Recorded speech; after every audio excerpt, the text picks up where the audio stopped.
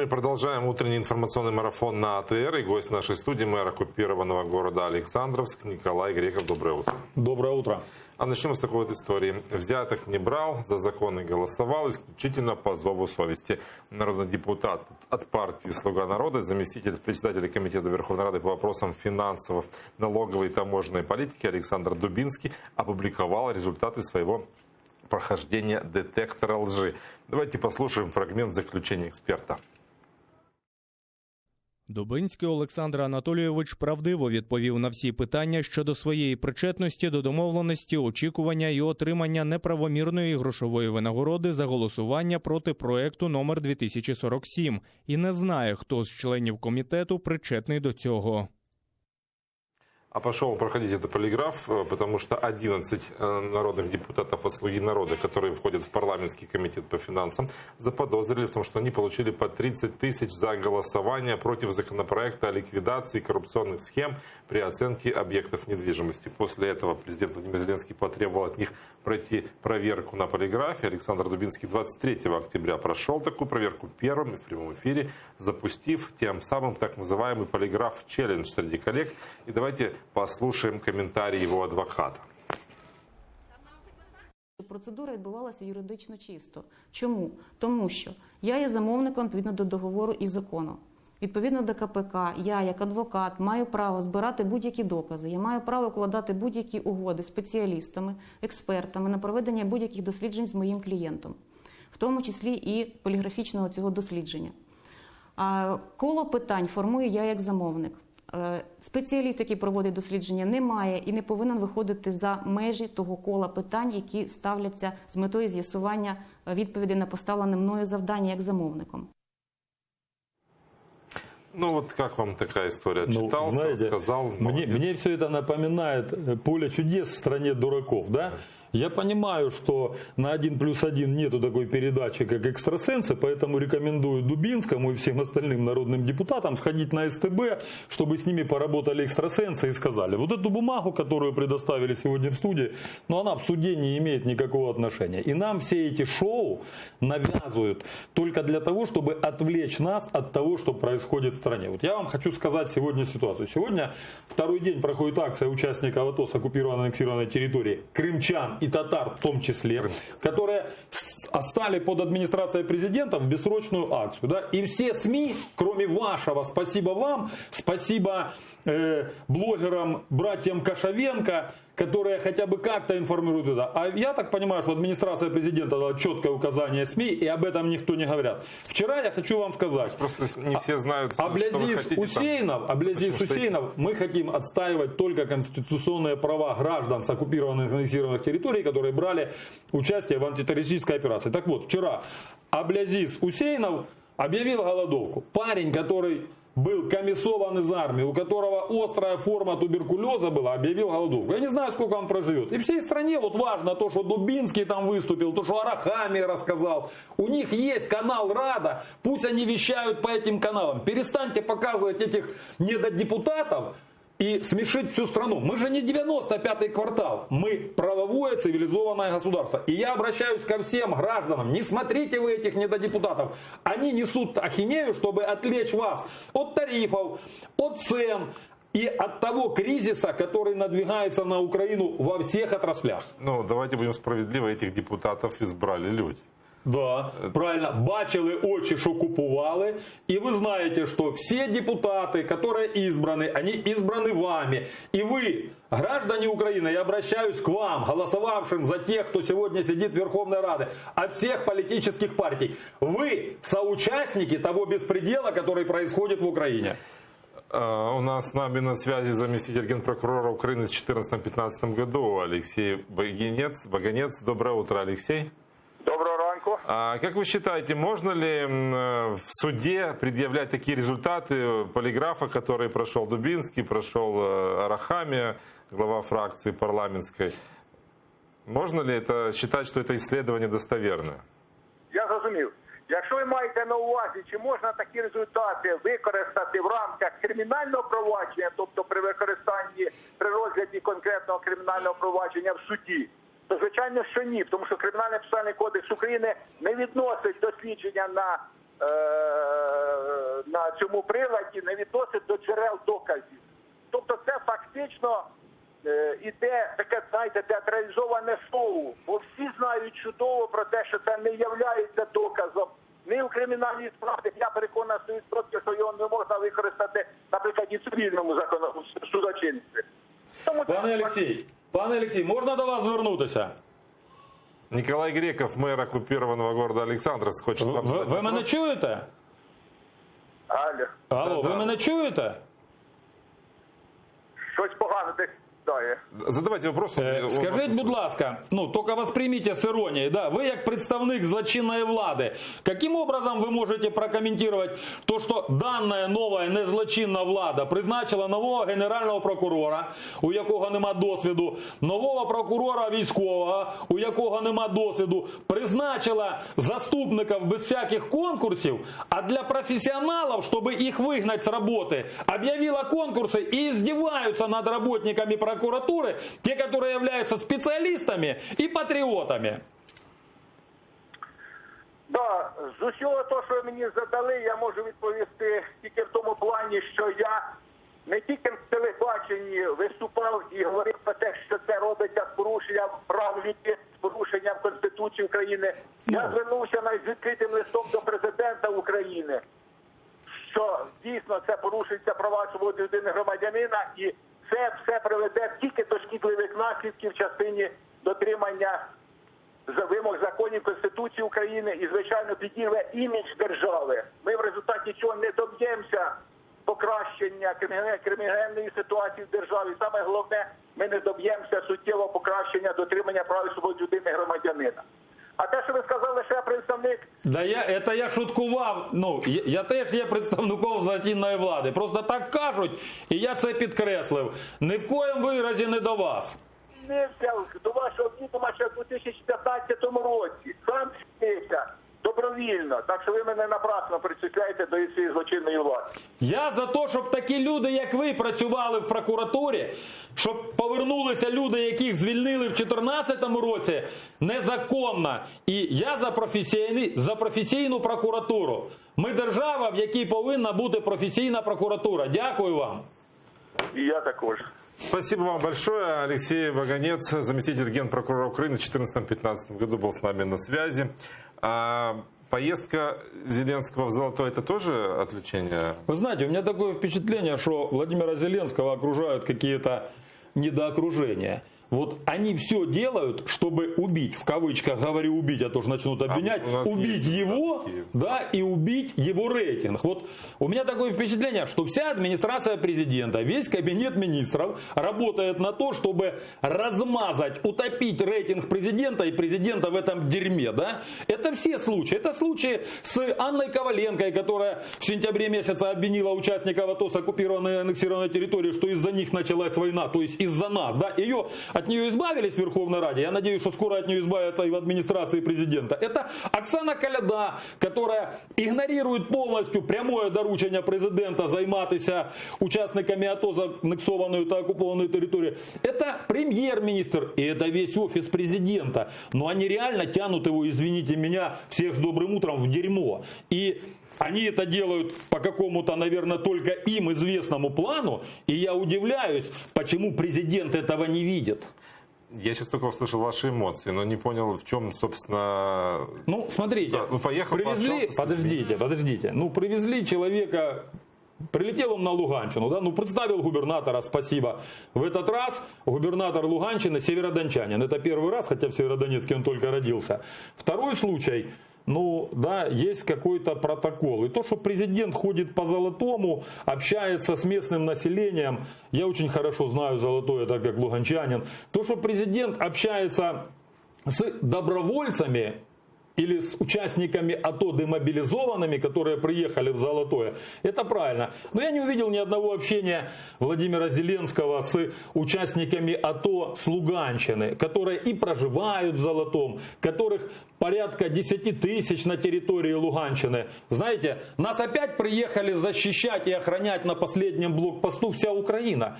Где там ребята с Золотого, которые прошли АТО? Так вот я из вас и спрашиваю, они там есть. Почему-то администрация президента везет туда совсем других людей, туда везут министров, шминистров. Я не понимаю, зачем. Если Зеленский хочет пообщаться с этими людьми, пожалуйста, Константин Ильченко, который был головой ВЦА, да, керівником військово-цивильной администрации Золотого, его уволили, я не знаю, профессиональный человека и человека, который больше решил проблем для Золотого, я не вижу. Почему его сегодня не назначат на Попаснянскую ВЦА, чтобы он урегулировал эти... И не будет этих проблем. Человек за год, находясь на посаде, вырешил почти все проблемы. Но он стучался во все двери. Вы знаете, есть проблема с шахтами в Золотом, есть проблема со школами в Золотом. Там нет работы.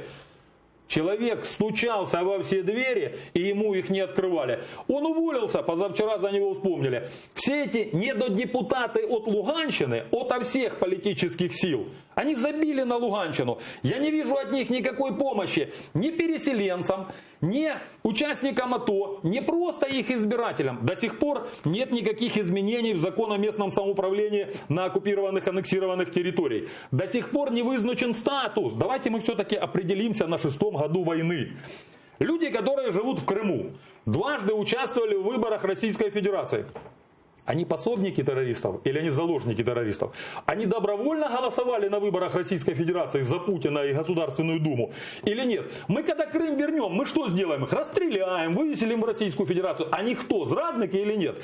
Теперь я хочу сказать о жителях Донбасса. Да? Мне интересно, кто мои земляки? Те, которые были на референдуме, те, которые сегодня плюют нам в лицо через экран телевизора сейчас, да? Получают 2 пенсии и смеются с нам. Они действительно смотрят на нас, как на 95-й квартал. Они получают в Украине пенсию, они получают пенсию в Российской Федерации. Украина не берет с них платы ни за что, ни за свет, ни за воду, ни за что. Да они счастливо так никогда не жили. О каком повернении людей вы говорите? К нам сегодня едут учиться дети с оккупированной, аннексированной территории. В Москве их скоро начнут убивать. Крымчанам добавили 5% к поступлению в высшее учебное заведение Путин. Из-за этого уже москвичи ненавидят Путина и ненавидят крымчан. А в Украину едут к нам дети учиться. И нам рассказывают, а это же дети украинских граждан. А то, что их родители там бегают с автоматами, убивают наших ребят. То, что эти дети прошли, у них же на той стороне в Ордло военно-политическая подготовка есть. И 5 лет их учили нас убивать. Им рассказывали, что мы враги. Они умеют разбирать, взрывать, убивать, резать. А мы им, пожалуйста, идите бесплатно учитесь, мы вам тут льготное поступление. Так вот я хочу обратиться к президенту Украины. Я хочу... крокодилов. Подождите, нужно определить статус. Может быть, действительно нужно возвести стену, и пусть они ездят к нам через Российскую Федерацию. Мы же до сих пор не вызначили, кто у нас Российская Федерация. Мы как дебилы самолет отменили, а поезда у нас приходят 15 раз в день на вокзал. Но это же хохма. С нас уже издевается и смеется весь мир. У нас за 6 лет войны каждый год товарооборот с Российской Федерацией увеличивается, а мы у наших европейских, а теперь они партнеры Путина. И Германия, и Франция хочет торговать с Россией. Я не знаю, как Зеленский будет встречаться в нормандском формате 1 против 3. Против 3 людей, которые заинтересованы во взаимодействии, в сотрудничестве. А мы говорим, давайте, пожалуйста, введите санкции. Да они говорят, вы дебилы, говорят, вы посмотрите, у вас в разы все увеличится, а вы с ними торгуете во всем, а мы должны из-за вас нести убытки. У нас в этом году увеличилось на страшные цифры получения и обращения людей, которые хотят получить гражданство в Польше и в других европейских странах. И я считаю, это хорошо. Я считаю, чем больше уедет с Украины, тем нам лучше здесь будет жить. Слушайте, там ров, тут уехали. И что? Вы останетесь? Я останусь. А куда мне ехать? Знаете как? Мы сейчас 2-й день стоим под администрацией президента, и им начкать. Вот им абсолютно начкать. Знаете, у нас одни стоят с одной стороны, другие с другой. Говорят, с окна не видно. Я говорю, да они не смотрят в окно, оно им не нужно. Сегодня президент в Мариуполе. Я надеюсь, что сегодня президент начнет выполнять свои обещания. Он нам 18 сентября пообещал, что пообщается с губернаторами, с мэрами крупных городов, с финустановами и с застройщиками. Так вот, я надеюсь, что сегодня на международном форуме в Мариуполе президент поднимет вопрос комплексного решения питань забезпечення житлом учасників АТО з окупованої анексованої території та переселенців. Только давайте мы посмотрим, кто из этих переселенцев переселенцы. Кто не ездит туда-сюда, не сдает там россиянам квартиру, а здесь снимает. Не сдает квартиру в Северодонецке украинскому солдату втридорого, а здесь снимает. Не получает и там, и тут пенсии. Не имеет карточки. Но мы живем в эпоху технологий. Они рассказывают нам про страну в смартфоне. У нас до сих пор все депутаты, которые остались в ОРДЛО и працівники місцевого самоврядування, зрадники які. У нас нет реестра предателей, у нас нет реестра убийц. У нас до сих пор все те, кто там, имеют украинские звания, украинские награды и украинские посады. И получают украинские пенсии. Так почему с нас не будет смеяться весь мир, если мы так себя ведем? И я надеюсь, что сейчас хоть кто-то, поменять пора уже эту Верховную Раду. Она ни на что не спроводна. Ничего страшного. Чем больше мы будем их выбирать, может выберем нормальных. Поменять кабинет министров, выгнать всех этих недоминистров. На кого? Провести, на нормальных специалистов, их в стране очень много. Специалисты есть во всех отраслях. Провести выборы в местные советы, определить ситуацию на той стороне, я говорю о Крыме и Донбассе. И нельзя разговаривать о Донбассе без Крыма. У нас переговоры 6 лет в Минском процессе вели люди, не имеющие отношения к Донбассу, да? А сейчас нам Кучма 2 года назад при смерти отказался от формата. Сегодня участвует в формате, и на днях он заявил, что так оказывается Зеленский зрадник. Бессмертного убрали. Мы только с Бессмертным договорились, что он включит в переговорную группу представителей Донбасса. Его убрали. Бывший председатель РНБО на форуме, на котором был президент, и президент заявлял: дайте мне кандидатуру министра, я его назначу. Одна общественная организация подала коляду, коляду призначил и министра ветеранов, и переселенцев. Спросили у переселенцев, кто такая. Зачем нам такой министр? Председатель РНБО сначала заявил, что будет нам помогать, потом отключил телефон, прячется. Новый прячется. Вы знаете, я вам расскажу смешную историю. Если мне захочется посмеяться, я куплю билет на 95-й квартал. Если мне нужно будет рассмешить вас, я позову клоуна. Если у меня заболят зубы, я пойду к зубнику. Когда человеку хочется секса или развлечений, он идет в бордель. Но когда человек на серьезнейшей посаде берет к себе радником человека, который торгует билетами, это же позор. Что может посоветовать в рамках национальной безопасности организатор праздников и торговец билетами? Я не о Севохе, о Сергее говорю. Севоха не вылазит с региона, я с ним переписываюсь. Я очень сожалею, что президент не Севохе поручил заниматься участниками АТО с оккупированной и аннексированной территории, но и 1,5 месяца прошло, он нам обещал, что будет эта особа, ее нет. И нам не с кем контактировать. Поэтому мы вынуждены опять выйти к администрации президента и звернутись до президента. Услышьте нас. Дайте нам тот алгоритм, который вы нам обещали дать через месяц, а уже прошло 1,5. Дайте нам того человека, который будет с нами в координации, и мы начнем в конструктиве решать. Кабинет министров выехал там на заседание, рассказывает: мы добавили 300 миллионов на программу 50 на 50. Да если бы мы с 2014 года не блокировали Кабмин, не гавкали под Кабмином, под Верховной Радой, под администрацией президента, они бы за нас не вспомнили, а сегодня они кричат, что это они герои. Да это не они, это мы с вами.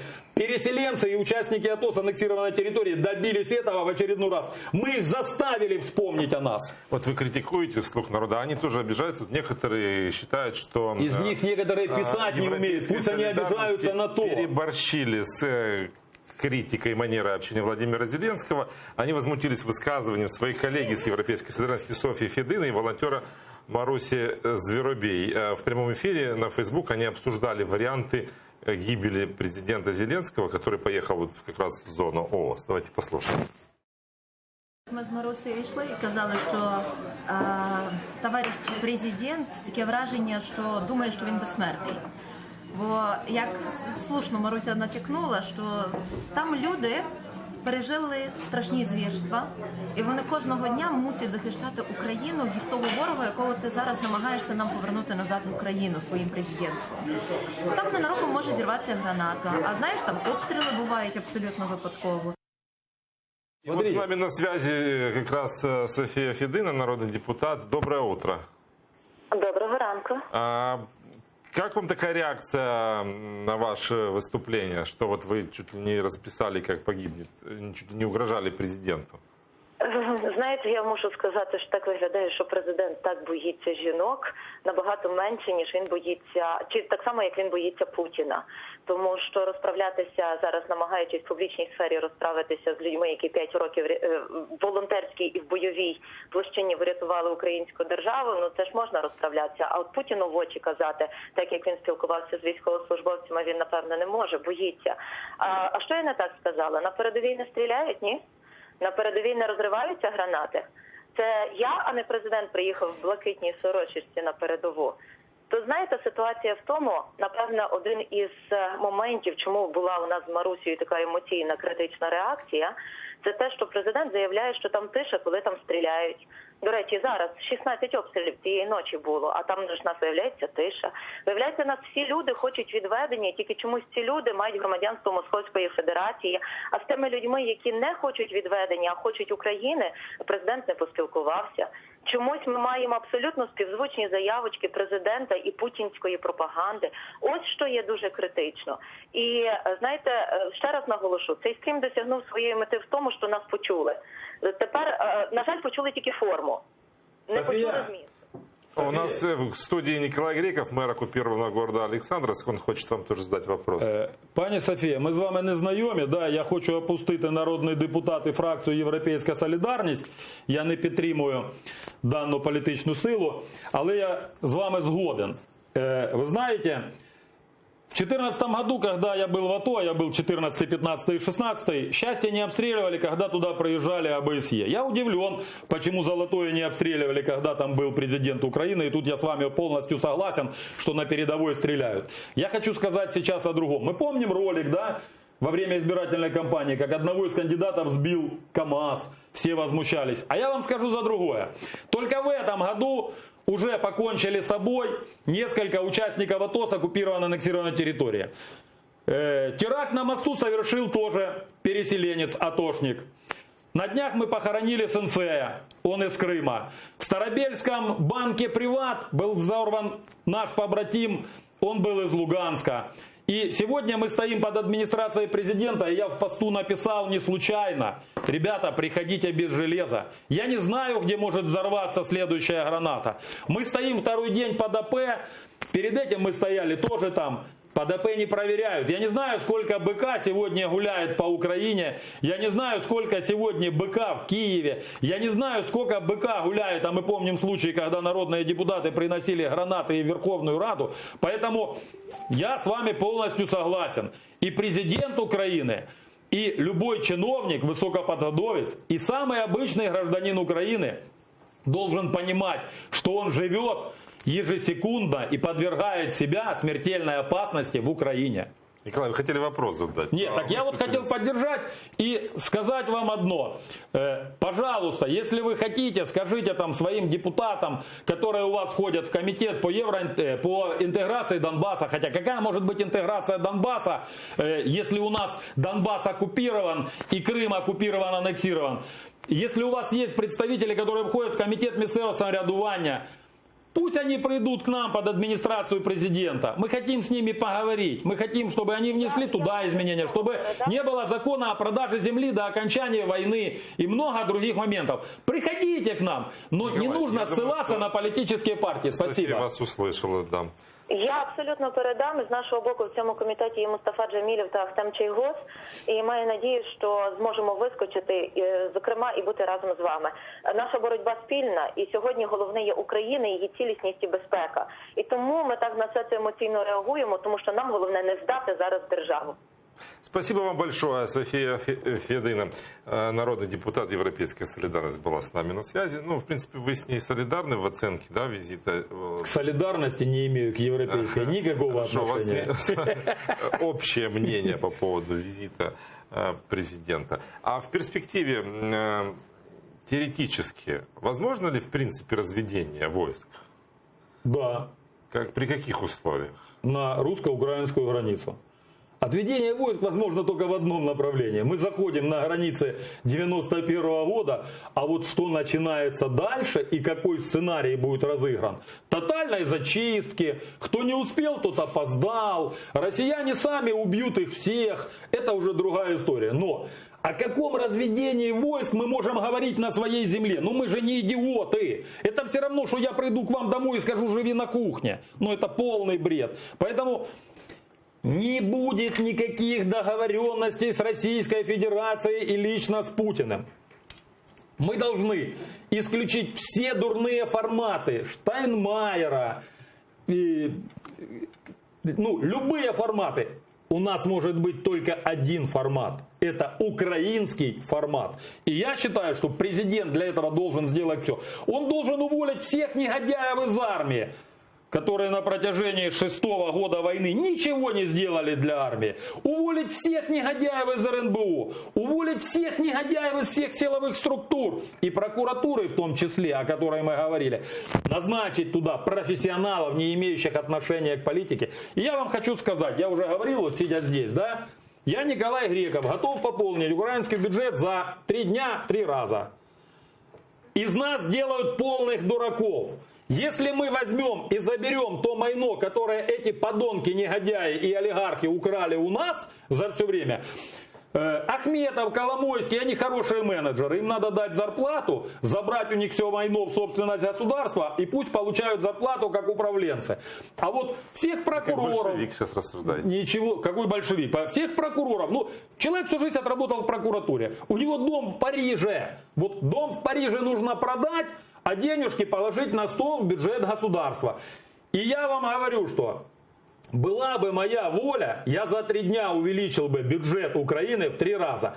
Что касается земель, да, вы знаете, что порядка 30-40% сельхозземель засеваются незаконно. С них не платятся налоги. Это деньги, которые себе ложат нерадивые фермеры и делятся с прокурорами на местах, с представниками местного самоврядування, СБУ, милиции. Так вот я вам скажу, я с одним из губернаторов Луганщины разговаривал, говорю, дайте мне, я с ними проведу беседу, они напишут явку с повинной, бюджет Луганской области увеличится в разы. Мы положим бетонные дороги, которые должны быть бетонные, там где ходят танки. Мы протянем железную дорогу от Сватова до Старобельска, потому что это дурня. У нас часть Луганской области связана железными дорогами только с Российской Федерацией. И поставить украинский уголь на Щастинскую ТЭС по украинским железным дорогам невозможно. А с нас просто делают клоунов. У меня такое впечатление, что они хотят, чтобы мы были 95-м кварталом на сцене, а они были теми зрителями, которые с нас смеются. Только когда мы в зале, они смеются с нас. На эфире, на котором мы с вами были вместе, ток-шоу «Мост», Ирина Верещук заявила, что, признала, да, что стратегии для оккупации Крыма нет. Ирина Верещук умничка, мы с ней обменялись телефонами, мы есть с ней в Фейсбуке. После этого она не берет трубку и не отвечает в Фейсбуке. Хотя мы с ней договорились после вашего эфира, что я в четверг приду в комитет по национальной безопасности, и мы обсудим ситуацию с участниками АТО с оккупированной аннексированной территории и с переселенцами, которые также есть частью национальной безопасности страны. И это происходит со всеми народными недодепутатами от Луганщины, Донеччины и Крыма, которые на эфиры рассказывают, знаете, смешная история. Я смотрю, звоню им, вы где? Мы в Краматорске, хорошо, вы где? Мы в Купянске, хорошо, вы где? Мы в Северодонецке, хорошо, вы где? Мы в Мариуполе. Я говорю, вы дебилы, что там делаете? Мы ездим и разговариваем с людьми, чтобы знать ситуацию и узнать, что думают люди. Вы дебилы, шли в Верховную Раду избираться. Нахрена вы туда шли, если вы не знали, что происходит в стране? Так вот, я вам, уважаемые избиратели, расскажу, что вы выбрали людей, которые разбираются во всех отраслях, кроме государственного строительства и ситуации в стране. О чем с ними можно разговаривать? Они, видите ли, учатся. И я, знаете, смеюсь по этому поводу. В Верховной Раде есть несколько депутатов в разных фракциях, которые были в АТО, да? Но у меня к ним нет вопросов. И у меня нет вопросов только к одному депутату, которому на момент 2014 года, он находится во фракции «Слуга народа», не было 18 лет. А ко всем остальным ребятам у меня, ребят, может вы пойдете всей Верховной Радой Один раз послушайте и всем Кабминам, а потом мы будем с вами дальше разговаривать, чтобы вы знали, что такое прилет, какая ситуация в стране и все остальное. А то у нас тот рассказывает, я дебил, в земле не понимаю, пытается принять закон о продаже земли. Тот дебил не понимает, в транспорте пытается строить дороги, а на дорогах при нем украли больше всего в одной из областей. Мне так интересно, и во всем этом наша заслуга. Вот я вам скажу. Все, что сегодня происходит в стране, это происходит благодаря нам с вами и из-за нас с вами.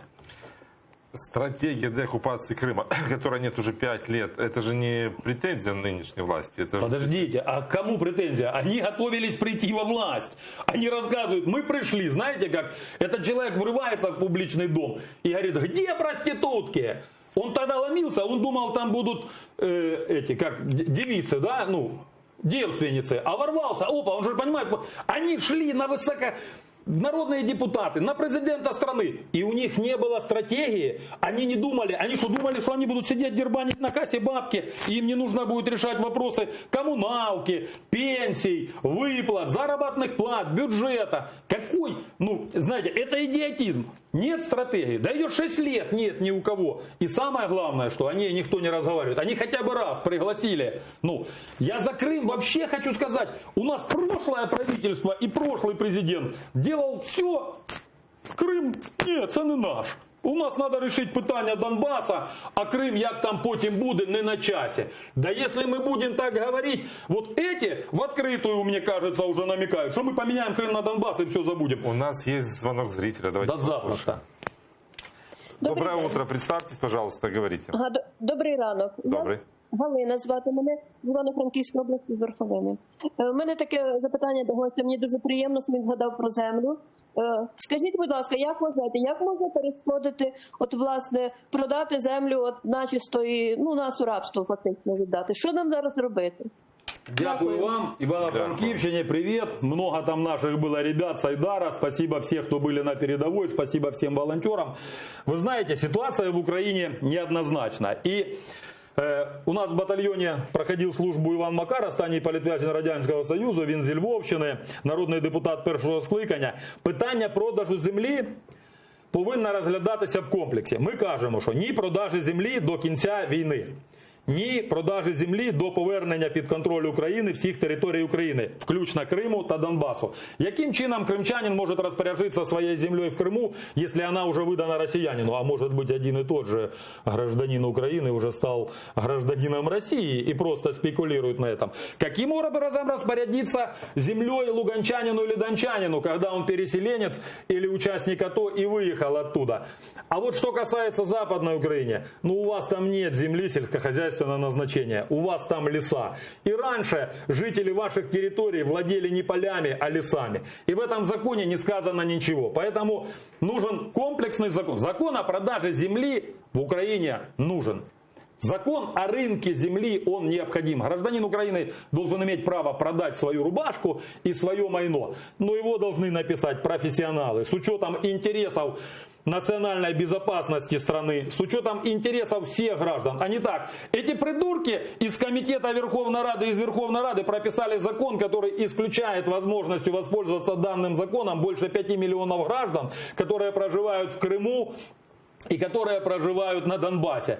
Так вот, пока не придут профессионалы и не сделают комплексный подход с урахуванням Державного земельного банка, с урахуванням земель сельского хозяйства та лісогосподарського хозяйства. І я розумію, що всі, хто зараз при владі, на це не спроможні. Тому ми повинні їх поміняти і може наступні. А все це залежить тільки від нас з вами, від Івано-Франковська, Луганська, Львова, Києва і інших міст України. А сейчас еще один звонок. Да я ж не заперечую. Доброе утро, представьтесь, пожалуйста, и говорите. Слава Україні. Героям слава. Ніколай, це Руслан, Близнята, волонтери. Ми відео знімали з вами. Добре, дякую вам. Хотів би з братом підтримати вас в чергове. Для мене шок, коли люди втратили все і на Донбасі, і в Криму. І після Майдану, після фронту, приїхавши на неокуповану частину України залишились без житла, і на них ані ветеранські організації, ані офіційна уваги не звертає.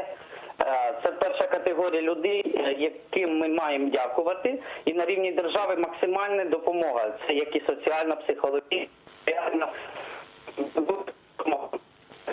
На жаль, работники администрации президента нас обвиняют, что из-за нас началась война. Я еще раз хочу поблагодарить телеканал АТР и братьев Кашуленко, которые нас показывают. Мы хотим прорвать информационную блокаду. И вы знаете, із тих 5000 військовослужбовців, які вийшли з Криму, 2700 було моряки. За 5 років із 2700 дали житло тільки 25 особам. Це знущання. А всі попередники – Парубій, Кровавий пастир, президент – орали во всі телевізори, що з житлом будуть забезпечені всі військовослужбовці, всі силовики, які не зрадять держави. Так може треба забрати їх кошти, конфіскувати Пашинського кошти, Парубія кошти, Кровавого пастора, Порошенка та купити військовослужбовцям, а міністра оборони і всіх главнокомандуючих посадить в тюряшку и пусть сидят. Они торгуют землей Министерства обороны, они торгуют вашей землей. Так вот, пока мы не начнем их казнить, и я сказал, я готов пойти только на одну посаду в администрацию президента. Это посада палача. И мы сделаем лобное место и будем их казнить перед администрацией Верховной Рады, транслируя это все в публичной плоскости в прямом эфире. Все-таки вы большевик. Нет. А теперь о жизни депутата ваших любимых. Давайте. Милена Амиди, наш парламентский журналист. Селям алейкум. Алейкум селям. Какие настроения у депутатов, какие планы на сегодня? Ох, Романе, вже цілий тиждень наші депутати працювали з виборцями, хтось у Києві, хтось у регіонах, і наразі всі зібралися тут, аби нарешті почати розгляд законопроєктів. Сьогодні на порядку денному більше 15, це вже класика, що так багато. Зокрема, будуть піднімати питання депутатської недоторканності, а також то наболіле питання кнопкодавства і навіть запровадження можливе кримінальної відповідальності, якщо депутат проголосує не тільки за себе, але й за свого колегу. А я цілий день працюватиму тут, що чекає на нас не тільки ранкове, але й вечірнє засідання, і питатиму в депутатів у «Слуги народу» про вчорашнє засідання фракції, а також про обстріли, які були у прямому ефірі вчора на телеканалі АТР у праймі Муждабаєв, і як ставляться до цього, як думають, хто ж це був. Тож залишаюся тут і працюю. Романе. Спасибо большое. Вы знаете, если бы мы поставили гильотину возле Верховной Рады и хотя бы одному отрезали ручку, никакого экстремизма, хотя бы одному отрезали руку, и она там лежала, пока ее не поклевали вороны, у нас бы не было кнопкодавства. Да над нами опять смеются и издеваются. 28 лет независимости Украины нам рассказывают о кнопкодавстве. Им денег занять, чтобы они ввели электронную кнопку. Законы принимают. Да какие законы? Послушайте, они уже в Верховной Раде 2 месяца еще ничего толкового не приняли. Поэтому я вам еще раз говорю, с нас смеются и отвлекают. Какие законы они могут принимать? Такое давайте количество. послушаем, они что они будут принимать. Там читали. Ирина Геращенко сейчас рассказывает о том, какие в том числе, наверное, законы могут. Наша фракція якраз зміни до цього закону, скасування поправки, які дає таку можливість. І в четвер, коли будуть винесені ці закони на порядок денний, буде серйозний такий момент Х, година істини для українського парламенту. А те, що після обурення внесли 2% мито на закупівлю цієї електроенергії, це виглядає як якесь знущання вже, знаєте? Ну, мені здається, от якраз я про це говорю, що в четвер буде дуже важливий день, коли ми зможемо побачити, хто ж дійсно усвідомлює ризики енергетичної безпеки України і необхідності наближення нас до енергоринку Європейського Союзу і узгодження наших стандартів. А хто працює тут лобістом на кишені певних олігархічних фондів? Ратифікація угоди добровольців. Ми будемо голосувати завтра. Так вот, смотрите, Ирина Геращенко, да, злочинец. яка була попередника, тому що всі попередники Верховної Ради без виключення, і ті, що робили гарні закони, злочинці. Решение суда. Весь беспредел в стране происходит в Верховной Раде. Это единственный законодательный орган в стране, который может урегулировать ситуацию. И все проблемы, которые сегодня у нас в стране, из-за этого органа. И Ирина Геращенко несет уголовную ответственность за все, что происходит, потому что она народный депутат не первого скликания. Ну вот на такой вот ноте, для вас, наверное, хороший, будем заканчивать наш эфир. Николай Греков, мэр оккупированного города Александровск, был гостем нашей студии. Сейчас новости Заман на крымско-татарском с Гульсум Халиловой. Прямые эфиры ждите с 15 часов. Эстафету подхватит мои коллеги Екатерина Вишневская и Ирина Сидбулаева. А мы встретимся с вами завтра. Спасибо, что доверяете.